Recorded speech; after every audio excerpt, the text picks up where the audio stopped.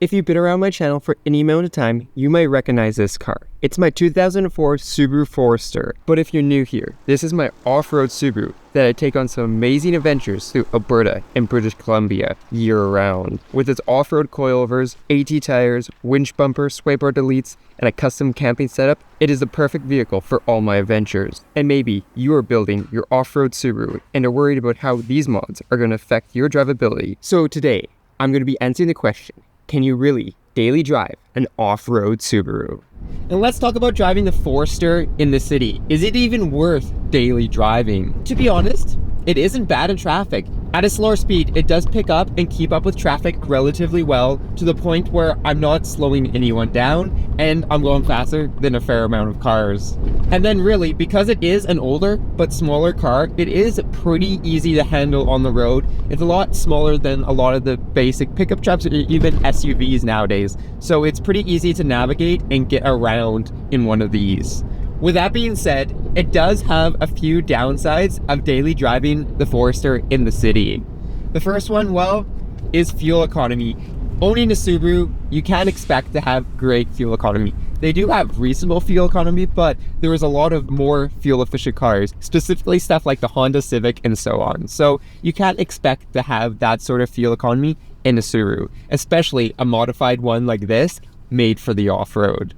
With that being said, it isn't bad. I used to be able to get 500 kilometers to a tank. I have knocked almost 100 kilometers off of my mileage because of the heavier wheels. It takes more to accelerate. There's a little bit of drag and so on and so forth. So it isn't the most fuel efficient car. Another thing is not super noticeable in the city, but will be more noticeable when you're driving it on the highway, as we'll talk about in a little bit.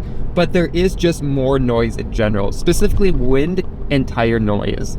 As you're driving along, you'll hear the tires a little bit more because of the AT3s, as well as the wind rushing over the rack in the tent. And then, like so many of us do, when we jump on a freeway or a highway in our daily commute, the Subaru just lacks a little bit of power that we wish we'd have when we're getting onto those merge lanes. Don't get me wrong, it's not slow by any means. It doesn't require that power, but it would be nice to have just a little more power as you make it onto the highway and you can keep up with traffic. And speaking of highways and freeways, how does the Forester drive on those? Well, I hinted to it a little bit in my sway bar delete video where I talked about the pros and cons about deleting a sway bar. And as you guys know, this car has fully deleted sway bars, so I will touch a little bit more on just the overall driving and daily driving experience.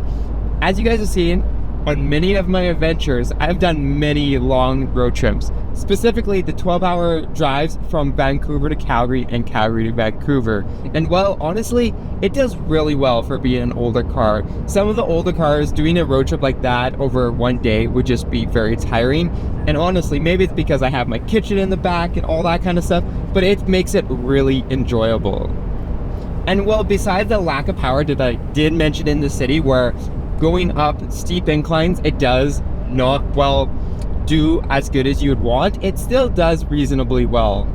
You're not going to be doing 120 up the steep Kovalhalla. You're going to be passing the semis and stuff, but you're not going to be doing the speed limit up the steep Kovalhalla. It's just, especially the way I have it loaded up, it's not going to do that with the bigger tires and everything. It just doesn't have that power.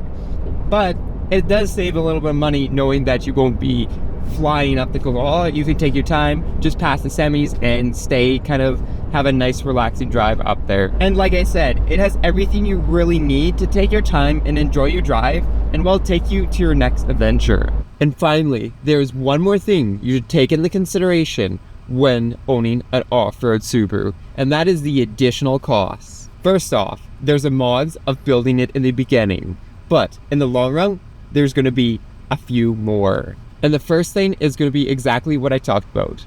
Fuel. You're going to be definitely burning more of it, not only on your daily commute, but also on your adventures as you head out more often. And the second one isn't talked about as much, but we see it all the time on my channel. Maintenance.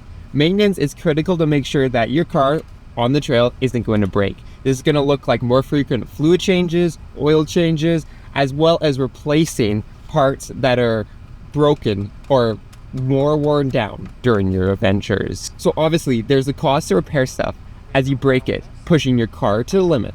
But there's also just going to be more wear on parts in general. You're going to be seeing stuff like bushings and bearings wear down quicker as you go on the trail. So at the end of the day, can you really daily drive an off-road Subaru? 100%, absolutely. But it really isn't for everyone. And that depends on what you're willing to trade off for a little bit more adventure. In my eyes, is it worth it? 100%. For me, as you guys have seen, I've done some pretty epic things with this Forester, and over the years, I wouldn't trade it for anything else. So if you're thinking of building or already have built an off-road Subaru, let me know down below in the comment section. And while you're down there, don't forget to go ahead and check out Flat 4 for building your off-road Subaru, as well as the channel memberships for all the exclusive perks. And with that being said, I'm going to see you guys in the next adventure.